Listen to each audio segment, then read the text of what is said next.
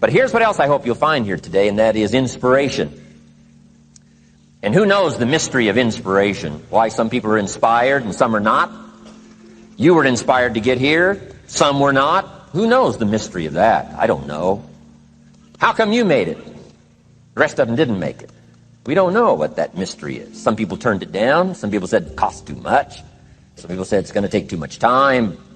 Some people are too busy, right? A lot of different excuses why some are inspired to take advantage of something that comes to town. Others pass it up.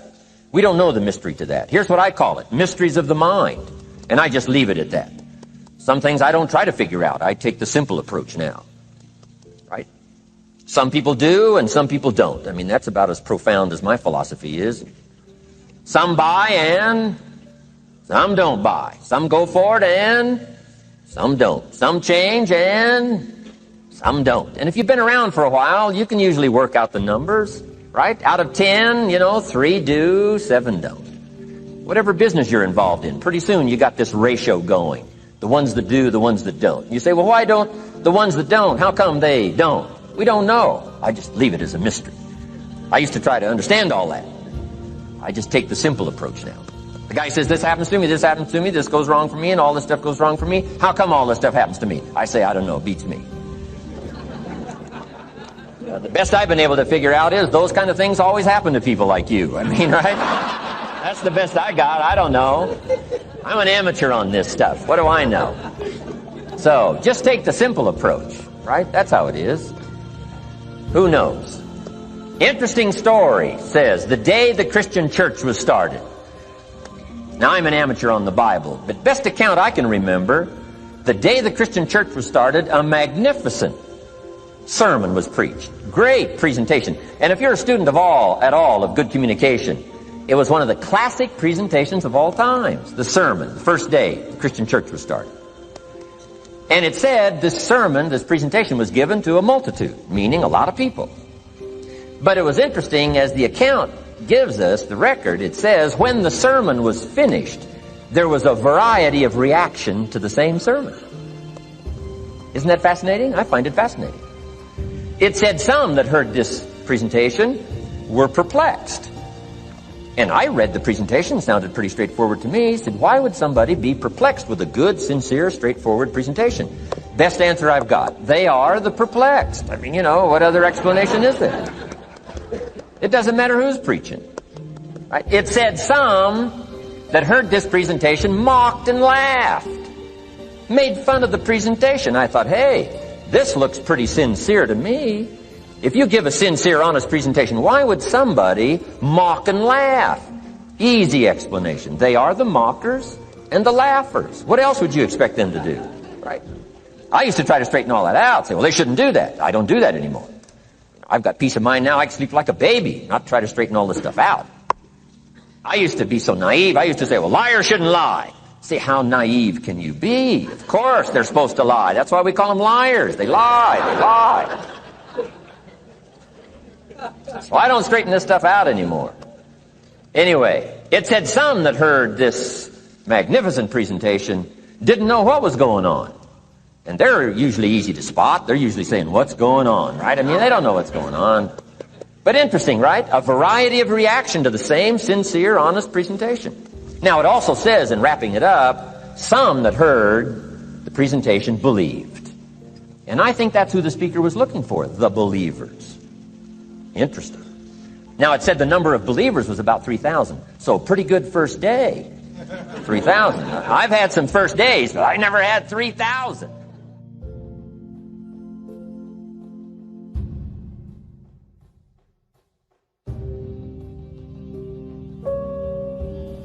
Over caution.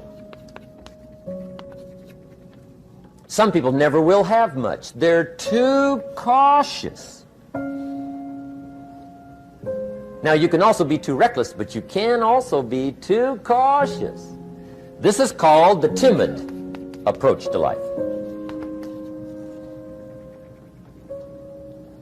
And my caution was always the risk. Risk used to drive me right up the wall. I used to say, what if this happens? It's called the language of the poor. What if this happens? And on top of that, if this was to happen, look at the fix I'd be in. I better not try. I could always ace myself out. Then I'll tell you what changed my whole life when I finally discovered it's all risky. The minute you were born, it got risky. If you think trying is risky, wait till they hand you the bill for not trying. If you think investing is risky, wait till you get the tab for not investing. See, it's all risky. Getting married is risky. Having children is risky. Going into business is risky. Investing your money is risky. It's all risky. I'll tell you how risky life is. You're not going to get out alive. That's risky. The Englishman says, well, if that's the way it's going to work out, let's give it a go. Right, that's what it's for. Give it a go. Somebody says, yeah, but I'm looking for safety and security. Fine, then huddle in a corner. We'll cover you with a sheet, bring you 3 meals a day. And we'll protect you, feed you, look after you, care for you. We won't let anything happen to you. And you'll probably live to be 100. The guy said, well, yeah, I'd live to be 100. But what a way to live. Right. What a way to live, safe and secure. Don't ask for security. Ask for adventure. Better to live 30 years full of adventure than 100 years safe in the corner. And see, it's not important how long you live. What's important is how you live. Here's the next attitude disease. We're almost through with this motley list. In fact, we're almost through. Hang on. The next one is pessimism. Pessimism, the deadly disease of always looking on the bad side, the problem side, the difficult side, checking all the reasons why it can't be done. The poor pessimist leads an ugly life. He doesn't try to figure out what's right. He tries to figure out what's wrong. He doesn't look for virtue. He looks for faults. And when he finds them, he's delighted. How ugly. This is the poor guy who looks through the window, doesn't see the sunset. He sees the specks on the window.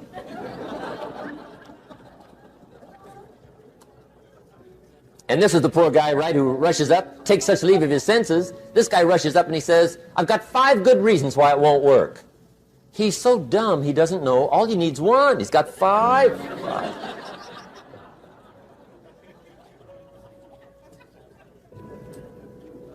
To the pessimist, the glass is always half empty.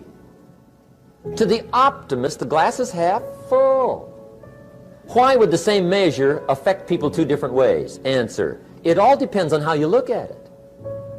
Our lives are mostly affected by the way we think things are, not the way they are. The way we think they are affects us most. There's a subject we don't have time to get into tonight called better thinking habits. One of the major things Shove taught me when I met him, he said, poor thinking habits keeps most people poor. Not poor working habits. Most people work hard, but they don't think hard. And Shove taught me that the mind is like a factory, a mental factory. And whatever you think about all day long pours ingredients into this mental factory. And that's what builds the economic, social, financial fabric of your life. He quoted me a Bible phrase that says, as you think, so you become. How awesome. When he talked about poor thinking habits, he had me. I used to start the day reading the morning newspaper. I mean, you can believe that or not. I'd get a cup of coffee and read the paper. I'd load up on wars and riots and murders and stabbings and killings and bank robberies and muggings and car wrecks and tragedies. I'd even read the back pages. I seem to like that stuff for some weird reason. I'd load up on all that, and then I'd start the day. You can imagine the kind of days I used to have. You walk around on your financial knees.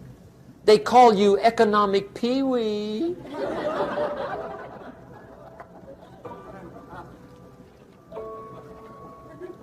The guy says, I want to be a great leader. Wonderful. The first thing we do is follow him to his house. When we get there, we walk in and check his library, number one. Somebody says, well, why check his library? The reason is because what a man reads pours massive ingredients into his mental factory, and the fabric of his life is built from those ingredients. You would not believe what some people have got in their house to read. You would not believe. One of the best dressed up words I know for a lot of it is trash. Can you imagine dumping a barrel of trash into this mental factory every day and coming out with a rich, dynamic, positive life? It can't be done. You might as well try making a cake with cement. The kids back in Danbury, Connecticut, high school, they're asking me questions one day. I'm talking to the kids. Kids got good questions these days. One of them said to me, Mr. Rohn, how do you build the good life? I said, it's simple. It's not easy, but it's simple. Here's how you build anything. Select the right ingredients, keep out the wrong ingredients, and it starts with thought. Everything starts with thought. So you must be wise and careful what you think about, because that starts everything.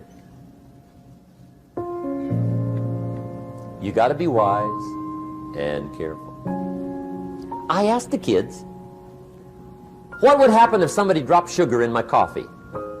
They said, well, you'd be okay. I said, what if somebody dropped strychnine in my coffee? They said, well, you'd be dead. I said, correct. Lesson 1. Life is both sugar and strychnine.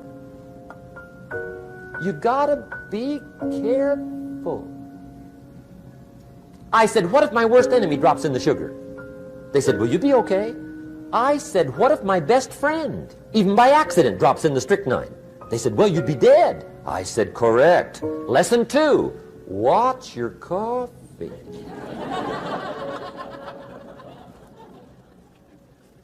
You got to be careful. See, it doesn't matter who hands you the bad stuff. It doesn't matter where you get the bad stuff. It'll still do its damage on your bank account, wherever you get it. Mr. Schoaf gave me one of the greatest phrases when I first met him when he said, Jim, every day stand guard at the door of your mind. How important. Stand guard at the door of your mind.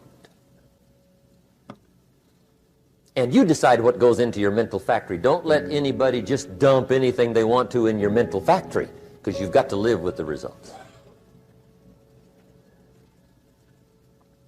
Okay, here's the last disease, and we're through with this list. In fact, we're almost through. Hang on. The last subject is very brief. The last disease, but this one is deadly. Engage in this one, indulge in it even slightly, and you might as well forget the future, because it's going to forget you. Complaining, crying, whining, griping, a Bible word called murmuring. See, that'll ace your future.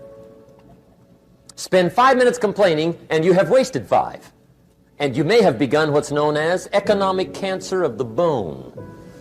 Surely they will soon haul you off into a financial desert and there let you choke on the dust of your own regret. I hope I said that well, so you won't forget. It's a deadly disease. If you don't think it's bad, ask the children of Israel of Old Testament fame. Typical of us all, their story just happened to get in the book. Story says, children of Israel were slaves. God performed a series of dazzling miracles and got them out. And now they're heading for the promised land. Remember the story? Heading for the promised land. Tragedy of the story, they never got there. Reason. From day one, they started to complain. They griped about the water. They griped about the weather. They whined and cried and griped about the food. They griped about the leadership. They whined and cried because it was too far, too cold, too hot, too difficult, too miserable. I mean, they whined and cried for years. Finally, God said, I've had it, trip canceled. Or something like that. The story says they died in the desert, never got to the promised land. Which I think means two things. Indulge in this long enough, you get your future canceled. And I guess it also means even God himself can only take so much.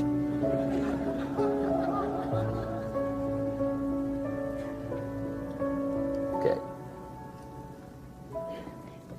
Just be on the lookout of the things that can destroy all the good you start. The war is on.